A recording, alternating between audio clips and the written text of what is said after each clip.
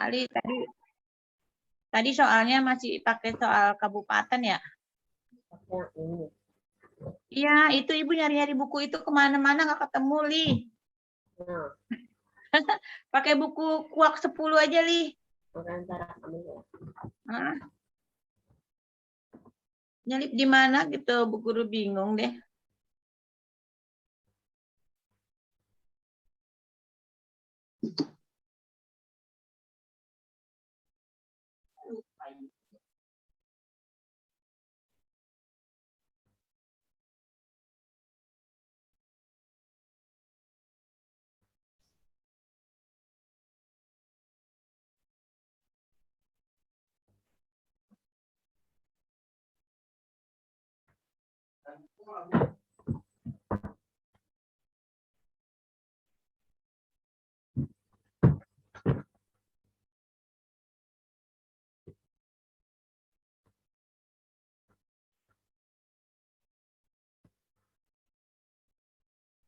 Udah, Li. Ya. Sebenarnya buku yang cari Olimpiade juga ada 3 lagi nih, belum Ibu fotokopi nih. Makhluk hidup. Makhluk hidup mah gampang ya, yang susah yang fisika nih, zat materi. Ini nanti Ibu fotokopi, Ibu anterin ke rumah ya. Sekarang Mbak ke 010 dulu deh. Ntar listrik dan magnetnya, kamu belajar sendiri sama ayah atau sama bunda. Ya, yang bisa dikerjain ya.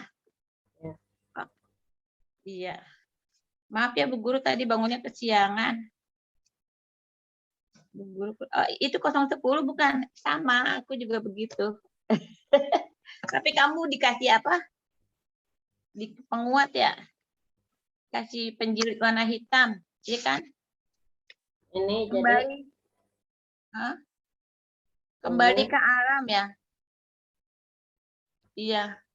Ali, Ibu suka benar sama yang di halaman 6 nih. Ibu baca ini dulu ya, nanti yang lainnya kamu yang baca. Kembali ke alam. Jauh sebelum mengenal teknologi, manusia beraktivitas menggunakan bahan-bahan yang ada di alam. Mulai dari membuat api, memasak, membuat perabot, dan lainnya. Itu terjadi saat manusia belum menemukan listrik, alat transportasi, ponsel pintar, dan berbagai peralatan canggih lainnya. Capek. Ali deh, terusin. Semangat, Ali, semangat. Teknologi memang memudahkan kita untuk melakukan berbagai kegiatan. Dengan adanya listrik, kita bisa melakukan banyak hal dengan mudah. Misalnya melakukan air, kipas angin, tak udara terasa panas, menanak nasi menggunakan plastik pada saat kita merasa lapar, melakukan video call untuk ngobrol dengan teman atau saudara, atau menggunakan motor atau mobil bila akan berpergian. Padahal mobil dan motor menggunakan gas petrol yang dapat menyebabkan pencemaran udara. Dan kita sadari berbagai kemudahan yang kita dapatkan dari teknologi telah sedikit banyak memisahkan kita dari alam. Padahal teknologi yang kita gunakan saat ini sebenarnya berasal dari alam. Maka suatu saat nanti bisa habis. Itulah sebabnya kita perlu segera kembali ke alam. Ada banyak cara untuk kembali ke alam, misalnya dengan bermain di luar rumah seperti memancing, bermain bola, atau memelihara hewan. Itu jauh lebih baik daripada diam di rumah atau main game. Kita juga bisa menambah wawasan dan ilmu pengetahuan dengan membaca hal. Ada banyak ilmuwan dan penemu yang mengetahui banyak pengetahuan hanya dengan membaca buku.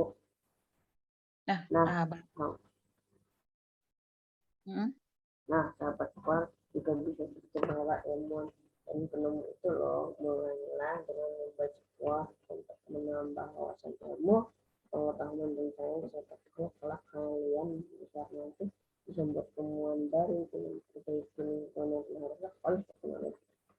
Oke, semangat ya. Ini yang halaman maksudnya itu kan pengantar dari buku kuak ini ya, itu ada hubungannya dengan yang akan disajikan.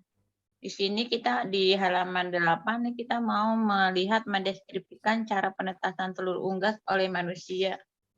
Gimana caranya manusia bisa menetaskan telur unggas? Gitu. Jadi ada baterainya ya kan di dalam itunya. Jadi kita seperti membuat inkubator pada bayi yang lahir prematur. Nah, ini nama-nama lampu-lampunya lucu-lucu. Ada Pak Manutun, ada 10 Joe China ya kan, aliran. Jadi kalau aliran musik mendadak putus kayak kemarin Ali ya kan, itu dia nggak akan mati. Ali, kita langsung aja baca halaman 12. Apakah Bapak memang perlu memutar telurnya? Oh lah, tentu kalau tidak embrio bisa melekat di dinding dalam telur dan tumbuh kerdil. Jadi telur kalau embrio melekat di dindingnya nanti jadi kerdil? Ya, mungkin kalau dia lahirnya cacat ya, yang nempelnya itu terluka ya kan gitu. Ini di dalam di foto itu ya, jika tidak dilakukan secara otomatis, telur perlu diputar dengan tangan sedikitnya 3 kali sehari sejak 12 jam. Di alam ini dilakukan oleh ayam betina sambil memutar badannya, dia juga memutar. Oh gitu ya. Keren ya induk ayam itu ya. Ali, kamu baca halaman 13 aja nih yang ada kata-kata embrio. Mungkin saja demi Mungkin saja demikian. Namun selain belajar melepaskan telur, itu juga bisa belajar untuk mengamati perubahan di dalam telur selama prosesnya. Kita bisa tahu lebih awal bahwa satu telur akan menetas melalui perubahan yang mengarah pertumbuhan di dalamnya dari waktu ke waktu. Bagian dalam telur pada hari keempat prosesnya terasa embrio tampak sedang mengikuti darah yang besar dan besar. Ini bagian dalam telur hari keempat. Kok bisa ngelihatnya pakai proses apa namanya, Li? Kayak kalau itu aku tangannya disentuhin nanti jadi merah gitu. Iya, didekatkan ke sumber cahaya. Cahaya itu kan candle ya. Candle. Jadi nama peristiwanya adalah candling. Candling itu mendekatkan telur ke sumber cahaya yang terang, misalnya lampu senter. Gitu. Oke, di halaman 14 tuh tadi yang inkubator telur yang sesuai dengan kriteria sebenarnya sudah ada, suhu, kelembaban, aliran udara udah ada, untuk memutar otomatis juga ada. Namanya apa itu nih halaman 14? Inkubator Deluxe. Oke, produk-produk. Oke, ini jualan. Oke, pramujual adalah orang yang dia lagi jualan, lagi menawarkan inkubator deluxe. Oke, sekarang anggrek. Menjelaskan proses penyerbukan silang atau hibridisasi pada tumbuhan anggrek. Ini gimana nih caranya nih? Kan varietas itu artinya anggota suatu spesies yang memiliki ciri khas dari anggota lain dalam spesies tersebut, dan ciri itu dapat ditemukan juga pada keturunannya. Halaman 17. Apa nama anggreknya, Li? Adalah oase agrihorti. Tapi Bu, aku mau tanya deh. Itu kan patologis sama patologis. Kan di situ Pak, jadi patologis aurea, patologis plicata, jadi patologis primrose. Patologis primrose sama patologis Manoverberti itu kan jadi oase agrihorti. Itu karena bukan itu patologis lagi. Iya, kenapa nggak patologis lagi? Karena ini dikasih nama dengan kan itu bidangnya hortikultura. Jadi agribisnis, ingat nggak? Agri itu pertanian, terus hortikultura. Oase itu istilahnya gini, suatu penemuan baru yang sangat menyegarkan gitu. Oase itu kan adalah apa sih namanya, mata air di gurun pasir gitu kan. Jadi penemuan ini dianggap sebagai oase bagi ke ilmu agrihorti. Kenapa namanya nggak patologis lagi ya kan? Suka-suka dia aja. Oke, halaman 18. Nih, ada patologis aurea, plicata, primrose. Ada primrose, Penoverbergi, sama oase agrihorti. Nah, kalau patoglotis. Iya, kalau dia hilangkan jadi oase agrihorti. Ciri-cirinya mirip dengan kedua induknya. Oke, kalau bisa disilangkan, lalu hasil persilangannya bisa disilangkan lagi. Oh, jadi udah disilang lagi. Anggrek hasil persilangan disebut juga dengan nama anggrek hibrida. Hibrida itu hasil persilangan, jadi udah dicari sifat-sifat bagusnya apa aja. Nih siapa nih? Miss Plante ya? Miss Plante bilang begini, anggrek bisa mengalami penyerbukan sendiri. Namun lebih sering terjadi penyerbukan tetangga dan penyerbukan silang dengan bantuan hewan. Penyerbukan bastar juga bisa terjadi, kata gitu. Tapi setiap penyerbukan bastar pada anggrek akan berhasil. Maksudnya tidak selalu penyerbukan bastar itu berhasil, maka dibantulah oleh manusia. Untuk apa terjadinya penyerbukan bastar dibantu oleh manusia untuk mengambil sifat-sifat unggul yang diinginkan, maka hasilnya dinamain hibrida. Ini bagian Ali nih, halaman 20. Tantangan lain. Apa sih tantangan lain pengembangan biakan anggrek seperti itu? Tantangan lain pada pengembang anggrek secara generatif adalah kecilnya kemungkinan biji dapat bertunas. Hal itu disebabkan tidak adanya cadangan makanan pada biji anggrek. Untuk bertunas, biji tersebut setelah jatuh atau menempel harus dimasuki jamur tertentu dari golongan mikoriza yang akan menjauhkan makanan bagi pertumbuhannya. Saat ini pertumbuhan itu bisa dirangsang dengan menambahkan biji anggrek pada agar-agar steril agar kandungan gila-gila yang diperlukan untuk pertumbuhannya. Oh gitu. Jadi ternyata nggak sembarang tempat ya anggrek ya. Kayak misalnya bunga bangkai harus jatuh di akar pohon rasa mala. Berarti anggrek juga harus jatuh di mikoriza atau jamur tertentu. Kalau nggak jatuh di situ dia nggak bisa tumbuh. Wow. Makanya harus ada bantuan manusia ya sehingga jadi hibrid. Oke. Jadi apa nih? Sekarang kita tentang puberku dan pubernya. Wah, ini menarik karena Ali sudah mulai puber. Walaupun barangkali belum mimpi basah. Udah belum? Udah pernah tidur terus kencing di celana belum? Ali. Aku dulu pas 9, bukan. Pas aku 5 tahun. Oh, pernah waktu umur 5 tahun. Tapi itu kencingnya kencing beneran karena encer. Nanti kalau kencingnya udah mengandung sperma, biasanya kencingnya itu kental gitu kayak ada lendirnya. Oke, kita lihat halaman 22. Kita mau mencari pubertas dan ciri perubahannya serta tindakan antisipasi yang tepat terhadap perubahan tersebut. Kenapa sih perubahan orang pubertas harus diantisipasi gitu ya? Karena banyak hal-hal baru ya orang pubertas itu kan dia tadinya anak-anak mau jadi dewasa ya kan. Tetapi kalau di zaman sekarang proses dewasanya seseorang itu lama. Misalnya nunggu sampai dia lulus kuliah, kalau Indonesia kan ikutin Eropa ya, orang lulus kuliah itu biasanya umur 22 sampai 25 tahun tuh baru lulus. Kalau kita ngikutin Amerika sih cepet ya kuliah itu nggak harus sampai segitu. Jadi umur 20 tahun udah sarjana, udah dianggap dewasa. Nah, kita sebenarnya udah puber tapi belum bisa cari uang, itu terjadi masalah. Kita lihat nih perempuan, kamu baca yang laki, aku baca yang perempuan. Beberapa tanda pubertas.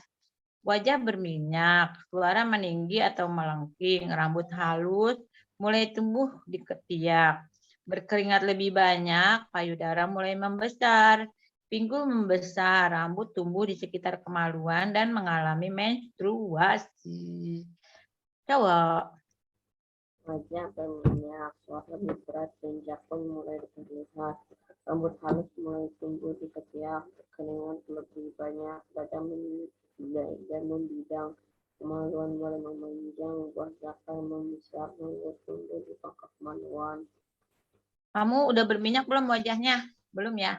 Tandanya berminyak di wajah itu udah jerawatan. Belum ya? Aku lihat belum deh. Oke, halaman 24. Ini gambar apaan sih? Halaman 24. Ya, Kayaknya otak deh. Februari. Iya, kelenjar pituitari ada di mana nih? Di otak, di bagian hipotalamus. Hipotalamus itu di samping ya, otak samping. Ini memicu kemunculan tanda-tanda kelamin sekunder berupa perubahan pada tubuh. Oh, jadi semuanya itu dikendalikan di otak. Oke, sekarang kita lihat di halaman 25. Laki-laki itu memiliki hormon apa? Sedang perempuan ada 2, laki-laki cuma 1. Ibu baca laki-laki, kamu baca perempuan ya. Hormon kelamin manusia. Laki-laki hormonnya namanya testosteron. Penghasilnya adalah testis atau buah jakar. Fungsinya untuk menghasilkan sperma dan menghasilkan tanda-tanda kelamin sekunder laki-laki, yaitu dada bidang, kumis, dan lain-lain. Itu dia yang ngatur. Sekarang Ali, perempuan. Hormonnya namanya apa? Hormon namanya Estrogen. estrogen. Hmm. Dihasilkan oleh ovarium Atau indung telur. telur, menghasilkan tanda-tanda kelamin sekunder perempuan, mempertebal dinding rahim. Progesteron. Progesteron Mm-mm. dihasilkan Penghasilnya? oleh ovarium dan plasenta, mencegah peluruhan dinding rahim saat terjadi kehamilan. Oke, jadi kalau orang hamil nggak boleh mens, karena kan itu yang tebel itu adalah makanan buat adik bayi. Kalau dia mens berarti rontok semua, bayinya nggak punya makanan. Namanya keguguran. Terus kenapa kalau keguguran nggak sempurna harus dikiret? Bayinya rontok tapi makanannya masih nempel gitu. Itu akan berpotensi menyebabkan penyakit. Jadi harus dikiret, dikerok. Tapi kalau badannya orang itu fit, maksudnya itu sehat, itu akan gugur sendiri, nggak perlu dikirat gitu. Tapi ada juga orang yang terlalu lemah sehingga dia nggak bisa mengeluarkan kotorannya. Oke, halaman 26-27. Perilaku yang benar agar kita nggak salah paham ketika kita sudah dewasa. Oke, 27. 4 kiat sehat di masa puber. Apa aja itu? 1. Jaga pola makan, 2. kurangi makanan berminyak, perbanyak sayur. Jaga pola pikir dan perilaku, cari informasi tentang sumber dari sumber yang sah. Pelajari cara bergaul dan berperilaku sesuai dengan pedoman moral yang baik. Jaga kebersihan, lebih sering cuci muka, lebih sering membersihkan tubuh, lebih sering berganti pakaian. Jaga aktivitas berolahraga dan beristirahat cukup dan teratur. Ya, jadi pelajari cara bergaul. Itu maksudnya kita bergaulnya harus sesuai dengan norma-norma masyarakat. Walaupun kita pada saat itu sudah belum dewasa, tapi kalau kita sudah menstruasi dan sudah mimpi basah, itu kalau laki-laki bisa menyebabkan orang hamil, sedangkan perempuan itu kalau terjadi hubungan badan di luar nikah bisa terjadi kehamilan, dan itu nanti kalau kita punya anak padahal belum nikah, siapa yang membesarkan anak kita? Pertama, kedua, secara agama berzina itu dosa, maka kita bergaulnya itu harus sesuai dengan rambu-rambu agama. Jadi nggak boleh begini. Kenapa sih kita dilarang begini, nggak boleh dilarang begitu? Ada sebabnya gitu. Jadi terus kita juga harus dekat dengan orang tua gitu, harus curhat gitu. Dan yang terutama curhat yang terbaik adalah kalau kita hati kita gundah, curhatnya sama Allah. Sholat 5 waktu itu jangan ditinggalkan. Terus mengaji, ya. Kalau kita mengaji itu bisa menyebabkan rasa resah itu hilang. Misalnya nih, Ali lagi naksir sama teman sekelasnya yang paling cantik. Misalnya siapa ya di nama A yang paling cantik. Terus dianya kok cuek aja sama Ali. Terus Ali resah. Ali ngadu aja sama Allah, Ali ngaji. Nanti semua keresahan itu hilang karena cinta yang paling utama itu cinta Allah. Ali mencintai Allah, Allah mencintai Ali. Maka apa yang Ali minta pasti Allah kasih. Nah, nanti Ali nggak akan sedih lagi gitu. Percaya nggak? Percaya ya? Oke. Dan jangan lupa sholat 5 waktu wajib, tetapi nanti di akhirat ketika kita ditimbang, akhlak yang baik, kebaikan akhlak kita itu, beratnya bisa lebih berat daripada sholat. Gitu. Ali tadi diem, kedengeran nggak suara Bu Guru? Nggak kedengeran ya? Jaringannya nge-lag ya? Ada. Hmm. Ya udah sekarang mah Ali deh. Ibu tadi ngomong sendiri, Alinya nggak dengar, kasihan. Halaman 29 itu kita mau ngomongin tentang adaptasi bercocok tanam sama mitigasi perubahan iklim. Apa sih adaptasi bercocok tanam itu? Coba kita lihat. Adaptasi berarti untuk bercocok tanam. Ada, lihat aja di halaman 32 deh. Jadi orang bercocok tanam itu jangan menggunakan cara-cara lama aja gitu ya, tapi kita harus melakukan adaptasi, menggunakan cara-cara modern, ya kan? Kemudian yang merusak perubahan iklim itu dihindari. Halaman 33, Li. Ciri-ciri perubahan iklim yang berdampak besar pada pertanian dan peternakan apa aja sih, Li? Satu, perubahan perubahan daur musim, cuaca ekstrim, bencana, usahakannya memberikan tepat, ketersediaan air itu sudah diperkirakan, tanaman mudah terserang hama dan penyakit, jumlah dan mutu hasil panen menurun, penghasilan petani berkurang, hewan ternak mudah terserang penyakit. Ya, jadi gara-gara ini perubahan iklim, maka kita sebagai petani nggak bisa hanya mengandalkan pengalaman saja, maka kita harus selalu mengikuti aplikasi info BMKG, lihat halaman 34. Ternyata bisa di-download di HP, info BMKG itu ada tentang perkiraan cuaca, musim, dan lain-lain. Terus kita juga katanya harus menyimpan air tanah. Dengan membuat lubang resapan ini, dia lubang resapan bioporinya itu dicampur dengan, misalnya Ali nih, makan sayur nggak habis sampai basi, masukin ke dalam lubang biopori Ali. Bisa dibikin dari pipa, terus pakai penutup pipa. Kayak gitu. Ali, kamu diem lagi barusan. Ali sekarang buka halaman 35. Ali, sekarang apa sih 4 prinsip pengendalian hama terpadu? Pemilihan bibit yang sehat dan lebih tahan hama, pemanfaatan pemangsa hama dan pestisida nabati, pemantauan Lingkungan secara teratur dan tercatat. Ali diem lagi nih biar anak ya Allah itu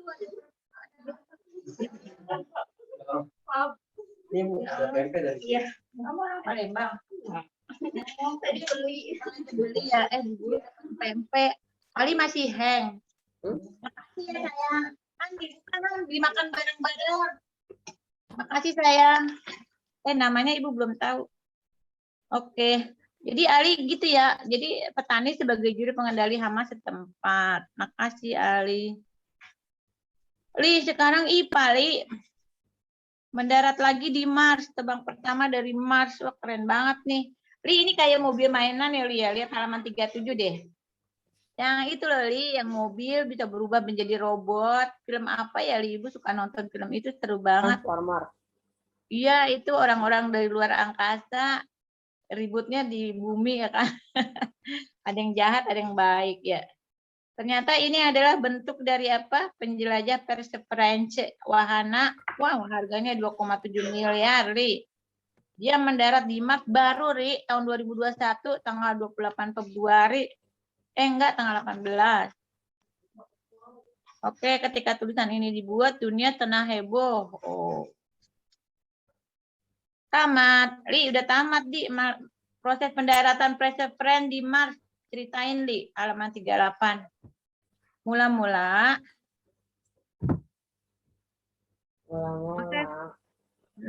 pemisahan penjelajah antariksa dulu, ya kan? Halaman 38. Terus memasuki atmosfer, pemanasan akibat gas metan dengan atmosfer, pelambatan, menyusut terpandu, pengembangan parasut, pelepasan perisai panas, pengujian dengan radar, evaluasi kondisi daratan, pengusahaan titik atas, penurunan dengan jet pengerem, terbang jauh, side kendala perseverance dalam kampus Iceland dari udara, perseverance, kawah Jazero. Keren ya. Jadi kawah Jazero tuh adanya di mana? Di planet Mars. Dia pakai tenaga apa sih tuh? Tenaga surya ya? Oke. Ali udah pernah membuat lampu ala Thomas Alva Edison? Enggak. Udah pernah? Enggak. Dicoba nih. Gampang sih. Nggak punya yang. Oh nanti Li, kalau kita mau final kuap ya, kalau finalnya offline biasanya percobaan-percobaan gini ya Li. Wah, jali ngantuk. Oke Li, kita baca yang terakhir aja halaman 44 kotak merah Li. 44. Dulu kan kita pakai platina, sekarang kita pakainya karbon. Ini dibuka nak. Wah, dia pintar cari teman pakai kerudung ya Pak. Belum. Ada lupa ya belum sholat asar. Dia sholat dulu. Teman Ade udah kan. Iya tadi dia sibuk kali di Ciprayong. Buru-buru jemput cewek. Ceweknya cantik, alhamdulillah. Ayo, sebelum menggunakan filamen karbon, ayo Ling. Kamu udah ngantuk. Angkutan Edison menggunakan filamen karbon terbuat dari bambu di dalam bola kaca yang diisi dengan gas argon dan oksigen dari udara sekitar. Filamen dapat berkejar lebih lama tanpa terbakar. Jadi pakai argon yang ini ya. Kalau dulu pakai neon. Tahu kan yang neon yang putih. Oke, sekarang jago komputer, rangkaian seri dan paralel. Oh, rangkaian seri dan paralel mah Ali udah jago ya kan, kita kemarin belajar tentang listrik ya Li. Ini di halaman 49 nih Li, adanya Li. Masih ingat kan? Ibu bacain dulu ya, ntar Ali tulisannya halaman 49. Nanti kan kamu udah ngantuk nih, ntar sebentar lagi kita selesai aja ya. Tadi belum sempat tidur ya? Dianterin ya sampai rumah. Kok Pak Gurunya tahu rumah kamu? Halo? Ali nge-lag lagi. Ali nge-lag lagi barusan. Iya, merah jaringannya Ali.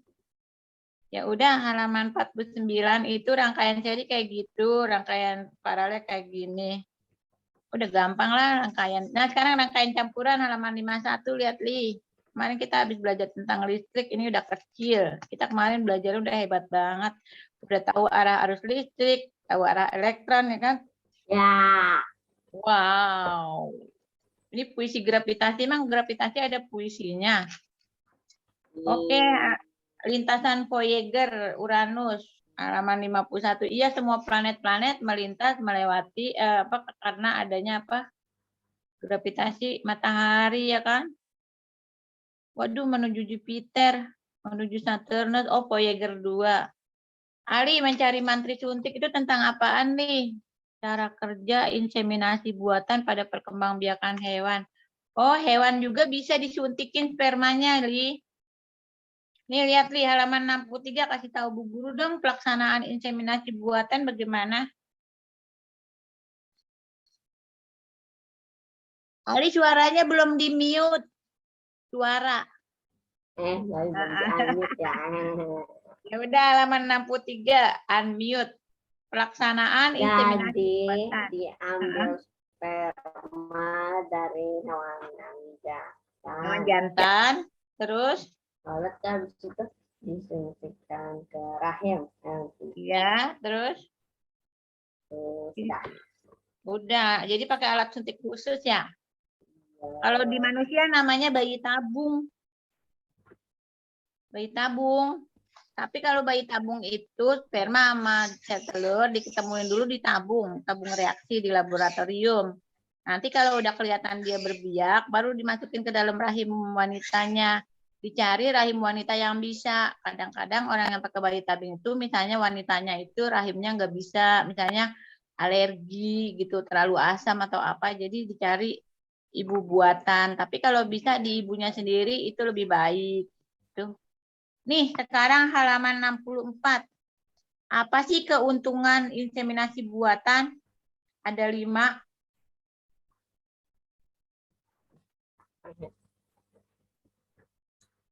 Hemat biaya, Terus mudah mudah meningkatkan mutu dan jumlah keturunan, mencegah cacat. risiko kelahiran keturunan yang cacat, mencegah risiko penularan penyakit kelamin akibat perkawinan alamiah, mempermudah penelitian hasil persilangan berbagai varietas hewan. Oke, terima kasih. Oke, sekarang rahasia untuk kembali muda. Emang bisa nih Mr. Think Twice muda kembali. Apa rahasianya? Oh, ini liatin ada ubur-ubur dalam wujud medusa.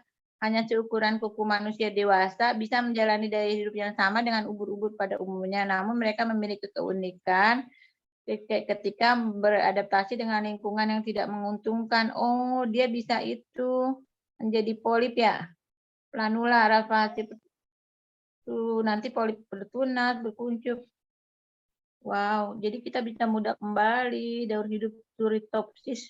Halaman 70.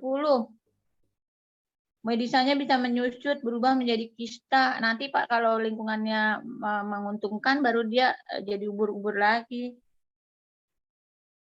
Gitu. Kita bisa mudah kembali deh. Makanya orang sakit suruh makan teripang, suruh makan ubur-ubur gitu.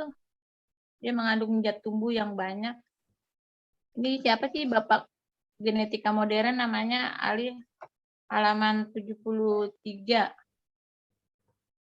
Li, ini mah gampang nih, biologi penyerbukan sendiri ya Lia. Nama-nama orang. Oke, udah selesai dulu sampai di sini. Bu Guru mau fotokopi dulu ya Ali. Li, halaman 83 Li, udah diisi belum? Rangkaian isi dengan lampu. Udah semua? Oke, ntar dibaca lagi. Ibu mau fotokopi buku yang tadi tuh kimia ya, zat, materi, dan apa gitu. Ntar Ibu antar ke rumah Ali ya. Oke.